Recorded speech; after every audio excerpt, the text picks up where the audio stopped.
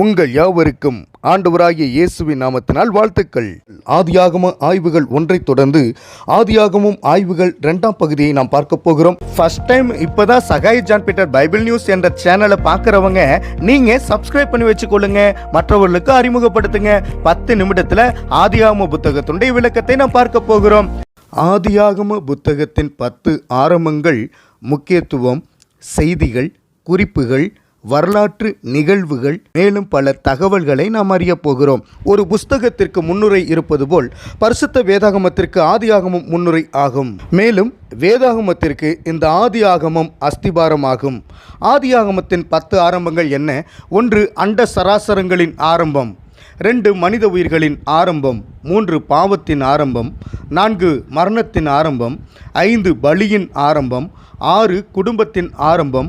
7. நாகரிகத்தின் ஆரம்பம். 8. பலவிதமான வம்சங்களின் ஆரம்பம். 9. பல மொழிகளின் ஆரம்பம். 10. எபிரேய இனத்தின் ஆரம்பம். இந்த ஆரம்பங்கள் அனைத்தும் முதல் அதிகாரத்தில் ஆரம்பித்து 12ஆம் அதிகாரம் வரையிலும் உள்ளதாயிருக்கிறது. ஆதியாகமத்தின் 10 ஆரம்பங்கள் இவைகளே. 50 அதிகாரங்கள், 1533 வசனங்கள், 148 கேள்விகள், 38,267 வார்த்தைகள், 56 தீர்க்க தரிசனங்கள், 71 வாக்குத்தத்தங்கள், 326 முன்னறிவிப்புகள், 95 தேவ செய்திகள் அடங்கியிருக்கிறது. ஆதியாகம புத்தகத்தின் குறிப்புகள் இவைகளே. ஆதியாகமம் கூறும் முக்கியத்துவம் என்ன? 1. உலகத்தை படைத்த உன்னத தேவன் யார் என்பதை கூறும் புத்தகம் ஆதியாகமம். 2. இந்த உலகத்தின் துவக்கத்தை பற்றி கூறும் புத்தகம் ஆதியாகமம். 3. இயற்கை எப்படி உருவாக்கப்பட்டது என்பதை கூறும் புத்தகம் ஆதியாகமம். 4. மனிதன் எப்படி உருவாக்கப்பட்டான் என்பதை கூறும் புத்தகம் ஆதியாகமம். 5. உயிரினங்கள் எப்படி உருவாக்கப்பட்டது என்பதை கூறும் புத்தகம் ஆதியாகமம். 6. மனித வம்சங்கள் மற்றும் நாகரிகங்கள் எப்படி உருவானது என்பதை பற்றி கூறும் புத்தகம் ஆதியாகமம். 7. நமக்குரிய விசுவாசத்தை உறுதிப்படுத்தி கூறிய புத்தகம் எது என்றால் ஆதியாகம புத்தகம். ஆதியாகமம் இல்லை என்றால் என்னவாகும்? தேவனை நம்புவதற்கு விசுவாச சான்று இல்லாமல் போயிருக்கும். குழப்பம் ஏற்படும். உலகம் சிருஷ்டிக்கப்பட்டது எப்படி என்று தெரியாது, உலகத்தை உருவாக்கியவர் யார் என்று தெரியாது, மனுஷன் உருவான விதம் மற்றும் உருவாக்கினவர் யார் என்று தெரியாது. கட்டுக்கதையும் புராணங்கள் கூறும் கதைகளும் கைவோங்கி இருக்கும். ஆதியாகமத்தில் முதல் அதிகாரம் மிக முக்கிய அதிகாரமாயிருக்கிறது. மிக மிக முக்கிய அதிகாரம். தேவன் முதல் புத்தகத்தில் முதல் அதிகாரத்தை அவருக்கு தெரிந்தே முதலாவதாக நாம் புரிந்து கொள்ளும்படியாக நமக்கு கொடுத்திருக்கிறார். இந்த முதல் புத்தகம் இல்லாமல் அடுத்த புத்தகத்திலிருந்து வேதாகமம் துவங்கியிருந்தால் எவ்வளவு கேள்விகள் எழும்பியிருக்கும், எவ்வளவு குழப்பங்கள் வந்திருக்கும், எத்தனை பேர் எத்தனை கருத்துக்களை பகிர்ந்திருப்பார்கள், எதையெல்லாம் நம்பியிருக்க முடியும். எனவே இந்த புத்தகம் மிகவும் முக்கியம். பைபிளில் ஆதியாகமத்தை சார்ந்து நிற்கும் 10 செய்திகள் என்ன என்பதை பார்க்க போகிறோம். முதலாவது, பைபிள் ஹிஸ்டரி, வேதாகம வரலாறு. ஒரு மனிதன் எந்த தேசம், அவனின் பயணம், மக்களின் நிலைமை என்ன என்பதை குறித்து சொல்லுகிறது வேதாகம வரலாறு. 2. பைபிள் ஜியோகிராஃபி, வேதாகம புவியியல் என்ன சொல்லுகிறது என்பதை நாம் கற்றுக்கொள்ள வேண்டும். 3வது, வேர்ல்டு ஹிஸ்டரி, உலகத்தின் வரலாறை பற்றி இந்த ஆதியாகமம் நமக்கு சொல்லுகிறது. 4. சயின்ஸ், அறிவியல். ஆதியாகம புத்தகம் அறிவியல் சம்பந்தமான புத்தகம். அதே போல யோபு புத்தகமும் அறிவியல் சம்பந்தமான புத்தகமாய் இருக்கிறது. 5. மேத்தமேட்டிக்ஸ், கணிதம், ஆண்டு குறிப்பு, வயது குறிப்பு இவைகளை தவறில்லாமல் சொல்லுகிறது. 6வது, ரிலிஜியன், சமயம் சம்பந்தப்பட்ட காரியங்களை ஆதியாகமம் நமக்கு எடுத்துச் சொல்லுகிறது. எகிப்தியர், பாபிலோனியர், மேதிய பெர்சிய தேவர்கள், தேவிகள், மேலும் பல காரியங்களை குறித்து சொல்லுகிறது. 7வது, பிலாசபி, தத்துவம். ஆதியாகம புத்தகத்தில் இதோ இவள் என் எலும்பிலும் எலும்பும் மாம்சத்தின் மாம்சமுமானவள் என்பது ஒரு தத்துவமாயிருக்கிறது. இது போன்ற அநேக தத்துவங்கள் இருக்கிறது. 8வது, லிட்ரேச்சர், இலக்கியம். மோசே புத்தகம் எழுதினவர், எகிப்தின் சாஸ்திரங்களை கற்றுத் தேர்ந்தவர். இவரை குறித்து அநேக காரியங்கள் வேத புத்தகத்திலே உண்டு. 9. பாலிடிக்ஸ், அரசியல், ராஜாக்களின் செய்திகளின் பின்னணிகள் உள்ளே இருக்கிறது. இவைகள் ஆதியாகம புத்தகத்தில் அடங்கியிருக்கிறது. 10வது, ஸ்பிரிச்சுவல் மெசேஜ், ஆவிக்குரிய செய்திகள் அடங்கியிருக்கிறது. ஆராய்ச்சி செய்கிற தியானம் பண்ணுகிற தேவ மனிதர்களை குறித்து இங்கே எழுதப்பட்டிருக்கிறது.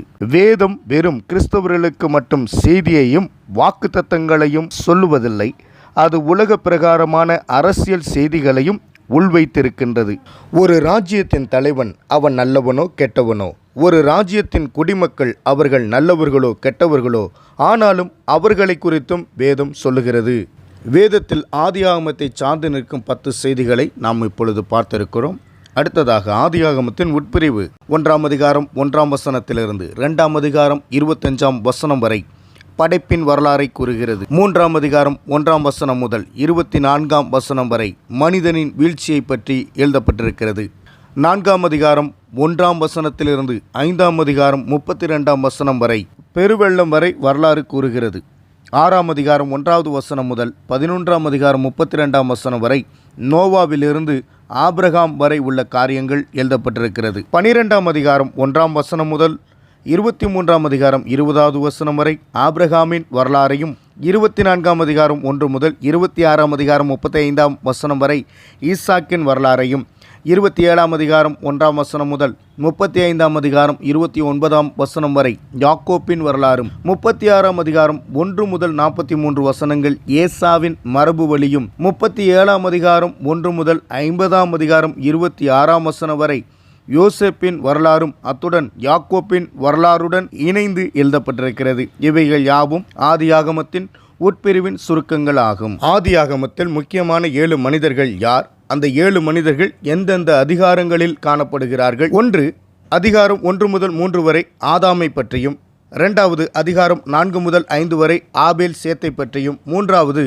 அதிகாரம் 6 முதல் 10 வரை நோவாவை பற்றியும், 4வதாக அதிகாரம் 11 முதல் 25 வரை ஆபிரகாமை பற்றியும், 5வது அதிகாரம் 26 முதல் 27 வரை ஈசாக்கை பற்றியும், 6வது அதிகாரம் 28 முதல் 36 வரை யாக்கோப்பை பற்றியும், 7வது அதிகாரம் 37 முதல் 50 வரை யோசேப்பை பற்றியும் குறிப்புகளாக நாம் பார்க்க முடியும்.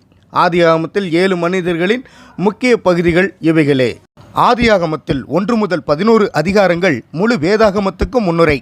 எந்த புத்தகம் நாம் வாசித்தாலும் அதில் முதலில் சில வாக்கியங்கள் முன்னுரையாக கொடுக்கப்பட்டிருக்கும். அதை போலவே ஆதியாகமம் முதல் 11 அதிகாரங்களும் 1200 ஆண்டுகளாக எழுதப்பட்ட 66 பகுதிகளை கொண்ட முழு பரிசுத்த வேதாகமத்துக்கும் ஒரு முன்னுரை என்பதை நாம் அறிந்து கொள்ள வேண்டும். அதிலும் முதல் 3 அதிகாரங்களும் விசேஷித்த முன்னுரை. ஏனென்றால் உலகத்தையும் பிரபஞ்சத்தையும் ஆண்டவர் படைத்த படைப்பை பற்றியும் மனிதனை பாவத்திலிருந்து விடுவிக்க தேவன் எடுத்துக்கொள்ளும் முறையை பற்றியும் இம்மூன்று அதிகாரங்களில் இரத்தின சுருக்கமாக நாம் காண்கின்றோம். ஆதியாகம புத்தகம் 11 பாகங்களாக பிரிக்கப்பட்டு 11 வரலாறுகள் கொடுக்கப்பட்டிருக்கின்றன. ஆதியாகமத்தில் கொடுக்கப்பட்டவைகள் அனைத்தும் கதைகள் அல்ல, வரலாறுகள், சரித்திரங்கள் அடங்கியவை. ஆதியாகமம் 2ஆம் அதிகாரம் 4வது வசனத்தில் வானமும் பூமியும் சிருஷ்டிக்கப்பட்ட வரலாறு இவைகளே. 2வது ஆதியாகமம் 5ஆம் அதிகாரம் 1வது வசனத்தில் ஆதாமின் வம்ச வரலாறை பற்றி கூறப்பட்டிருக்கிறது. 3வது ஆதியாகமம் 6ஆம் அதிகாரம் 9வது வசனத்தில் நோவாவின் வம்ச வரலாறை பற்றி சொல்லப்பட்டிருக்கிறது.